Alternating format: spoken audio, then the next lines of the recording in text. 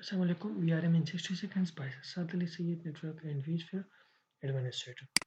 तो VRM क्या होता है? बेसिकली ये हमारे पास वोल्टेज रेगुलेटर मॉड्यूल होता है ना, एक मॉड्यूल होता है सीपीयू के पास लगा होता है मदरबोर्ड में, जो क्या करता है, रेगुलेट करता है वोल्टेज को, and it describes in electronic circuit that regulates and converts voltage to meet the requirements of the CPU, memory and GPU. यानी GPU, CPU, मेमोरी के जो वोल्टेज रिक्वायरमेंट्स हैं वो ये पूरे करता है, एक चिप होता है.